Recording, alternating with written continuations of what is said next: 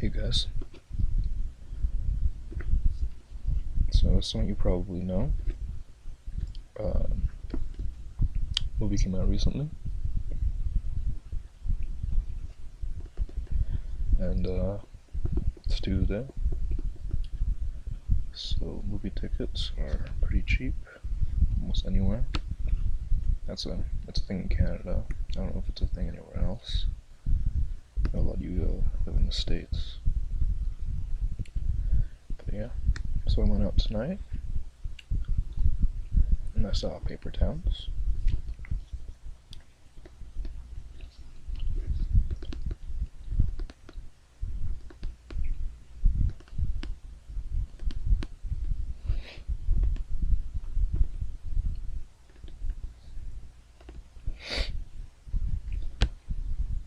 It's the first John Green movie, well, movie based on a John Green book that I've actually gone out and seen. It was The Fault in Our Stars, but I don't know. I never really got around to seeing it. But this one, I really like Paper Towns. It's one of my favorites. So I wanted to see. Wanted to see how it turned out.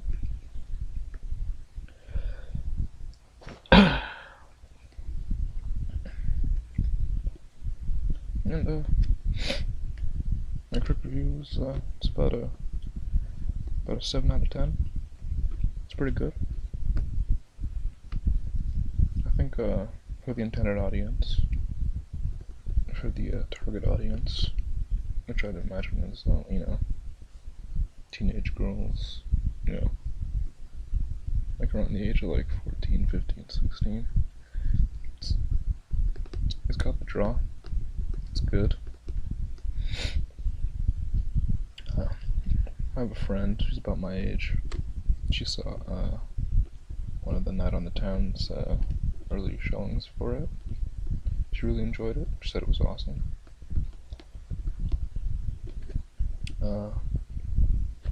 For me, I thought it was good. I think it was pretty true to the book. I mean, as was mentioned, as John had said, some things were changed.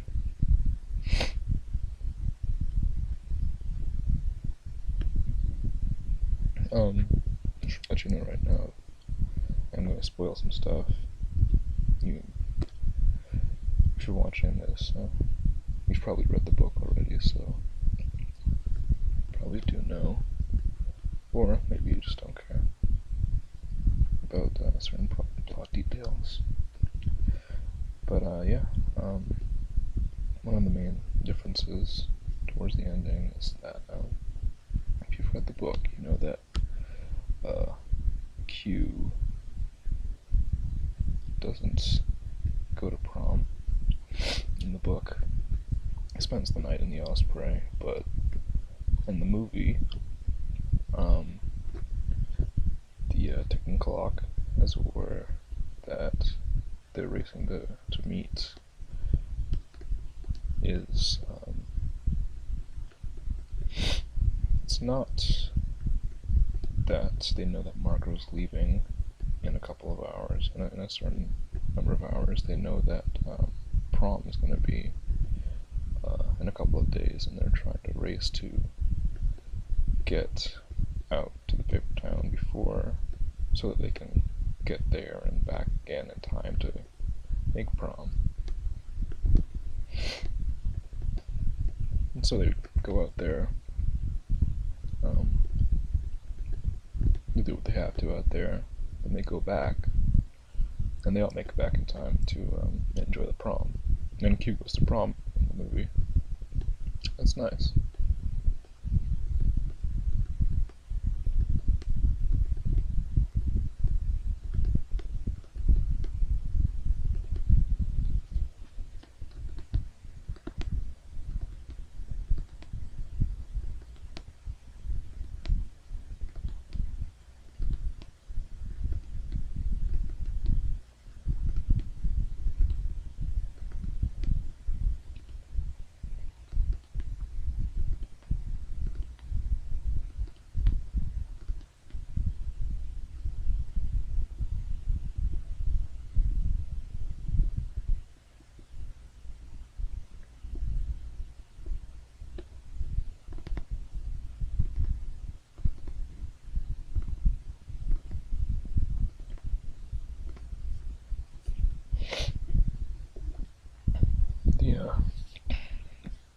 it changes.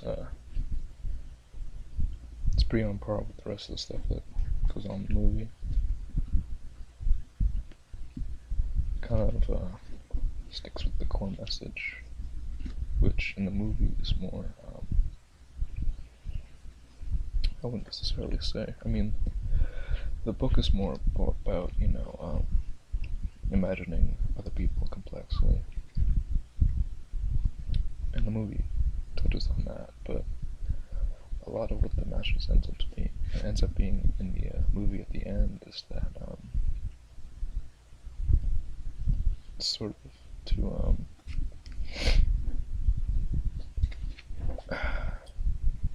like to value people that choose to be around you more than the people that want to be left alone and run away from you and run off and are different and want to have their own lives.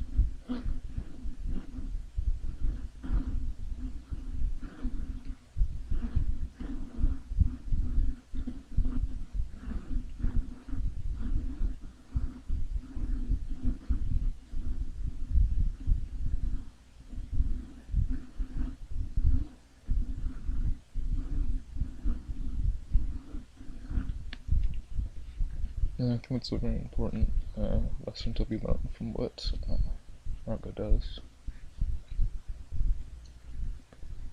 The fact that she leaves and goes so far away and doesn't, search for anyone.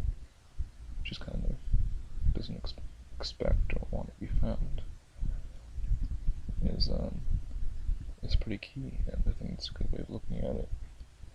That everyone who makes the trip with Quentin in the van, they're the people that matter in Quentin's life, the friends that matter in Quentin's life, and at the end of it, he sort of comes to realize that although Margot was important to him and to who he was, and she was someone that he cared about, or at least the idea of her was something that he cared about a lot. And the people that really matter, and the people that, in the end, he finds himself with, are the friends that he made in the pursuit of Margot.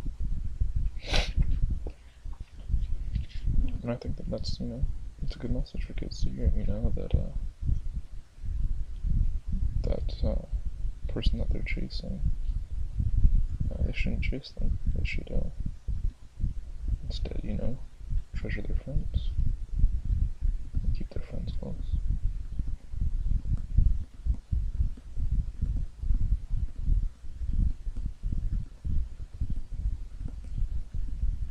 And also, not to take things too seriously. Because, like a lot of young kids that take high school very seriously, and they don't realize there's so much life to do after high school. And who you are in high school is a very small part of who you become. The relationships that you have in high school are really small. And only a small part of what you'll become.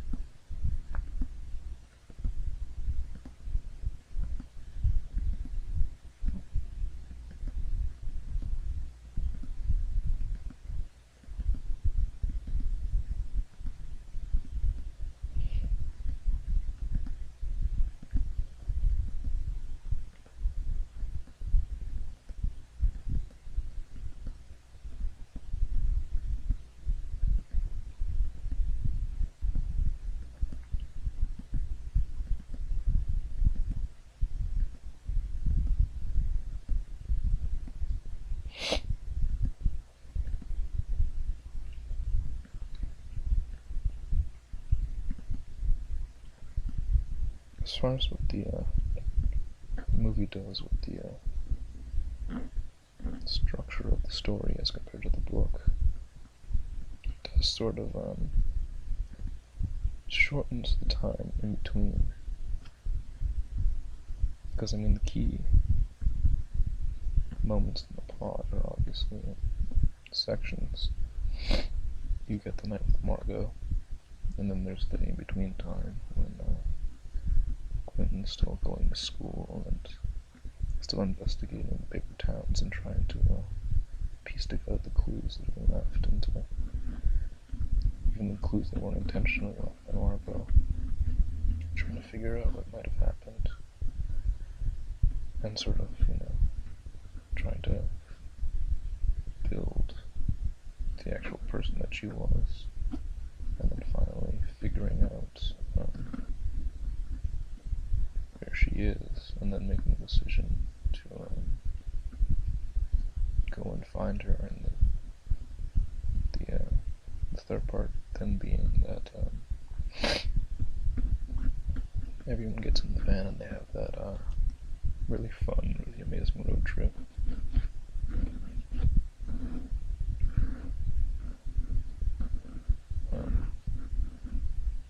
In the movie, in the book, it's the middle part's a long slog, and it's like a heavy part of the plot, kind of the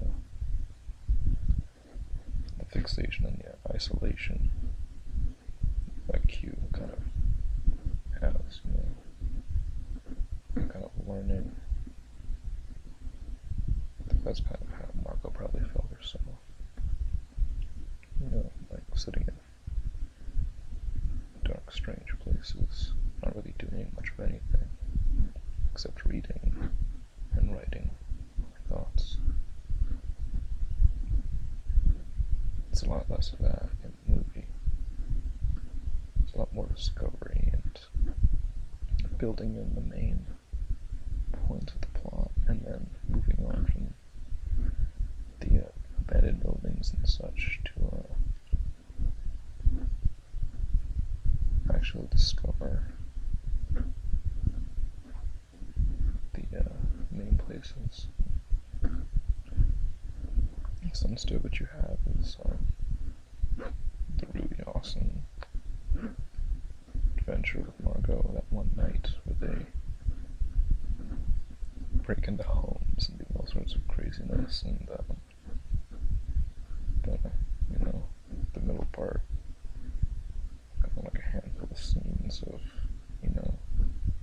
talking to their main characters in the plot, and getting to know some of, like, Margot's friends, quote-unquote, and then a couple visits to the Osprey, the one main building that Margie would hang out in a lot. And then that's all done pretty quickly before there's the scene at the party, which is moved. Instead of it being that night after prom, is just like a house party that happens before prom. And then they move on from that to piling in the van, and then the third end of the movie is mostly just the road trip in the van. The stop at the gas station is really cool. There's a little cameo at the gas station that fans in the Fault in Our Stars movie are going to recognize the key actor there. The girls in the theater went crazy when they saw who it was. And yeah, I feel like a lot of my qualms with the movie is some of the gravity of some of the scenes didn't quite touch how you felt when you read them in the book.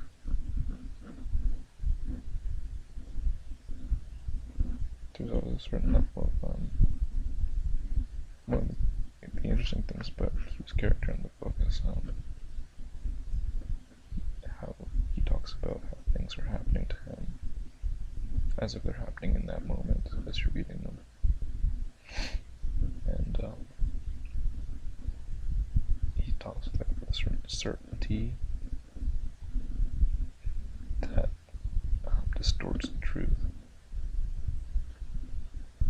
So I think like one of the most potent moments where you really see that in something that's removed from the plot of the movie completely is they go into an abandoned building. I'm not even sure if it's one that Harlow ever goes to, but one of the ones that they do investigate in the book. And they go there looking, and there's a dead raccoon, and it's making this horrible smell. But they don't know it's a dead raccoon when they first smell the horrible smell of decay.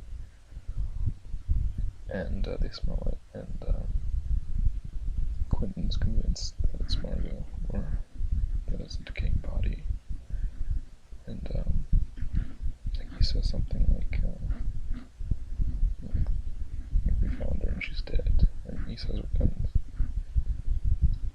the way that it's written, it makes it that true for a second, that they've discovered where Margot is and she's actually dead. And she's been decaying and rotting. Because, and it's happened because she thought that he would discover her sooner, and that all the clues were leading up to him finding her body. And that's the narrative that Q tells in those couple of lines in the book. And it builds it all in your head because of the way you're reading it. You can actually kind of see it. And that's something you don't really get from the movie for a couple of reasons, because it's a movie, you can't have the narration like that necessarily. And it's just like the scene's almost completely removed from the movie and everything. And it's just one of those really heavy, really, sobering moments that you don't get in the film. And there's a lot of that kind of thing because, there's a lot of kind of fan servicey moments where they say lines that you recognize from the book out loud. And I mean, it's fair, because a lot of why you go to see a movie, a Paper Towns movie, isn't because you're not familiar with the plot. You're familiar with the plot. And you just want to see those things realized into actual actors saying actual lines. And that's kind of the magic of it. But then, it's not really the way you imagine it, necessarily. A lot of the scenes, the night with Margot, the breaking and entering scenes, they feel kind of weird because, I don't know, the actor playing Quentin, he's not really freaking out the way that you might if you were actually breaking into a house. He's sort of just like standing there and being like, Margot, you can't be doing this, it's illegal, oh my god. And you should be like, Margot, oh my god, why are we doing this? Are you crazy? You can't just break into people's houses. Run, we're gonna get caught. Like, you should be freaking out. Because it's kind of absurd what they're doing, like, there's some kids just like, literally crawling in people's bedroom windows and doing crazy shit. And they should be, it's so outside its comfort zone, you should look a little bit less comfortable with it. But I mean, you get past it, and I mean, and again, it is just, it's supposed to be fun. You're supposed to enjoy it in a way that, sometimes the book isn't supposed to be fun. It's supposed to be a little bit uncomfortable, but the movie's never really like that. it's a good time if you're a fan of the book, if you're a fan of the author. The book, if you're a fan of the actors, if you're a fan of Cara Delevingne, she's cool.